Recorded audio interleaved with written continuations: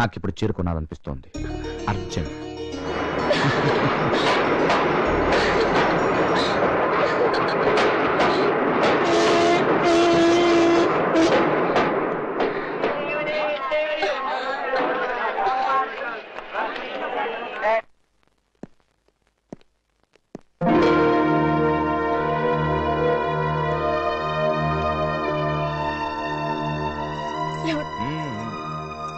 IAS posting వచ్చింది.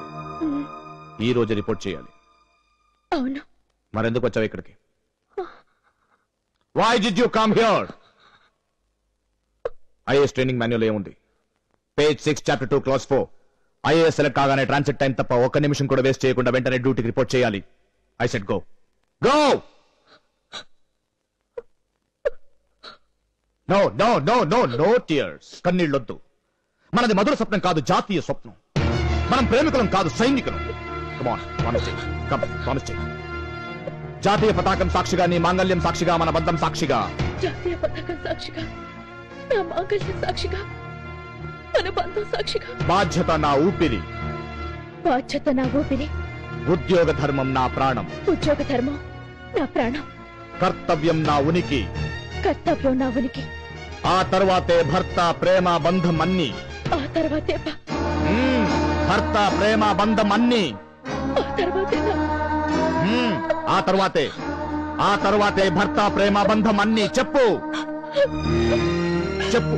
No, మనం సైనికులం, ప్రేమికులం కాదు. మనది జీవితం కాదు, పోరాటం. మనకు విజయం కావాలి, విజయం. విషాదం వద్దు. No sentiments, no tears. We should rise above all human weaknesses. చెప్పు చెప్పు.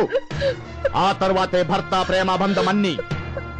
ఆ తర్వాతే భర్త, ప్రేమ, బంధం అన్ని. Good good. Go go go go. Report your duty. Go. There is no time. Go go. Report first. And remember, duty first. హా.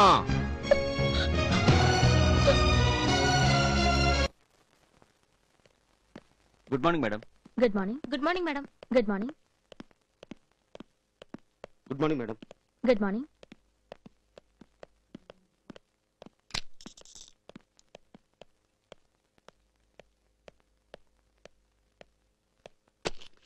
Good morning madam. Good morning.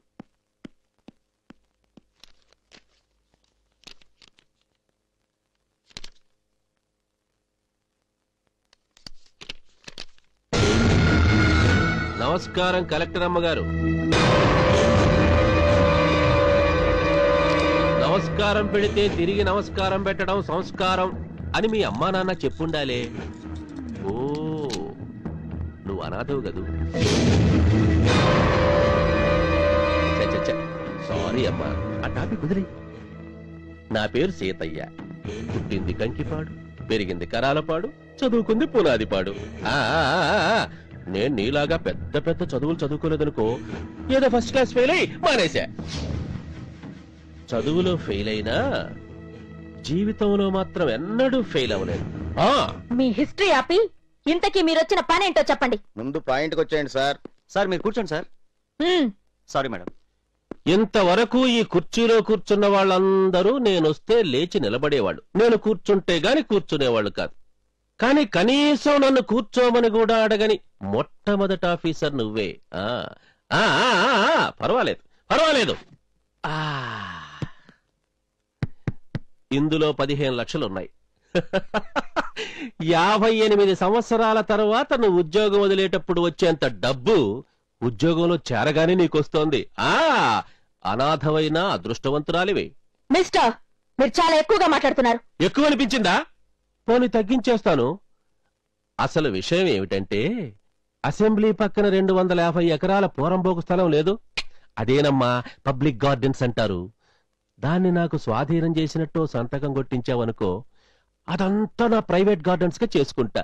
అందుకు అడ్వాన్స్ అయ్యి 15 లక్షలు. ఏంటి లంచమా?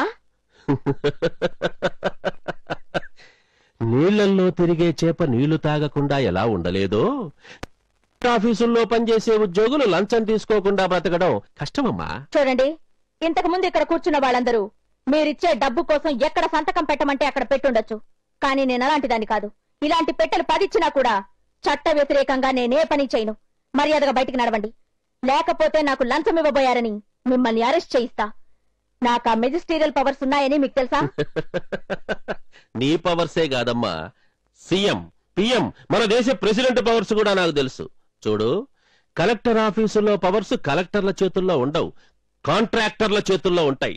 అసలు ఈ కలెక్టర్ ఆఫీసే నా అధీనంలో ఉంది. అనవసరంగా నాబోటి వాడితో విరోధం పెంచుకోకు, నీకే మంచిది కాదు. ఇప్పుడు తీసుకో, సంతకం పెట్టు. ఇంకా కావాలంటావా? అడుగు, పంపిస్తా. మర్యాదగా బయటికి వెళ్తారా లేక సెక్యూరిటీని పిలవమంటారా? Security, security, security, security, security, security.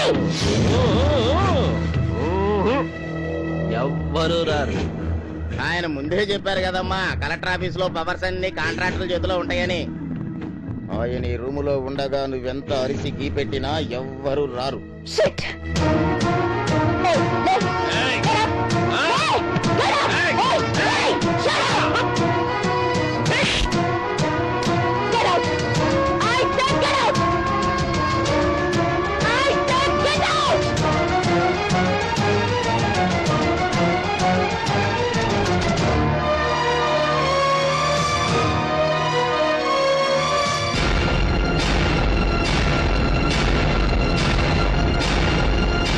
అవయ్య ప్రసాదురా, చూడవయ్యా ఇవిడ.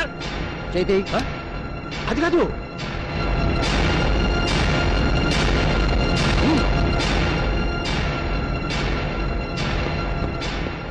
What the problem madam? ఇతను నాకు లంచం ఇవ్వాలని ప్రయత్నించాడు. Throw him out! నేను చూసుకుంటాను. ఏయ్, వినాలే. ప్రసాద్. సార్, ప్రసాద్. ఏయ్, ఏయ్, ప్రసాద్. ఎందుకు సార్ గొంతు గొంతు చించుకోవడం కాదురా, నీ గొంతు పిసిగేయాలి. గవర్నమెంట్ నీకు జీతం ఎంత ఇస్తోంది? 15,000. నేనెంత ఇస్తున్నాను? లక్ష. అంటే గవర్నమెంట్ నీకు బిస్కెట్లు పెడుతుంటే నేను నీకు బిర్యానీ తినిపిస్తున్నాను అన్నమాట, అవునా? గురుగారు, కుక్కకు 4 బిస్కెట్లు అయితే విశ్వాసం చూపిస్తుంది. ఇతను చికెన్ బిర్యానీ తిని చీకేసిన ముక్కని ఇసేసినట్టు మిమ్మల్ని కలెక్టర్ ఆఫీస్ నుంచి బయటికి గంటేశాడు. Take care. సార్, సమయానికి నేను రాబట్టి అది అక్కడితో ఆగింది. అదే స్టాలిన్ లాంటి వస్తే అరెస్ట్ చేసి నాన్ బెయిలబుల్ వారెంట్ తో బొక్కలో తోస్తుండేవాడు. అయినా మొగుడు కొట్టినందుకు కాదు, ఆడబిడ్డ నవ్వినందుకు అన్నట్టు అది గెట్అవుట్ అనడం పోయి నేను గెంటేయడం పెద్ద సీన్ అయిందా? సార్, ఆలోచించండి సార్. మీరు రౌడీ అనేగా మీరు నమస్కారం పెట్టే తిరిగి నమస్కారం పెట్టలేదు. మీకే పవరు లేదనేగా ఆవిడ మిమ్మల్ని గెట్అవుట్ అంది. అదే మీరు పదవిలో ఉంటే ప్రోటోకాల్ ప్రకారం ముందు తనే నమస్కారం పెట్టేది. ఫస్ట్ క్లాసే ఫెయిల్ అయిన వాడిని నాకు పదవి ఏమిటయ్యా? దాని గురించి మన దేశంలో పాకి పని చేయడానికన్నా క్వాలిఫికేషన్ కావాలేమో గానీ రాజకీయంలో ఎంత అవడానికి ఏ క్వాలిఫికేషన్ అవసరం లేదండి.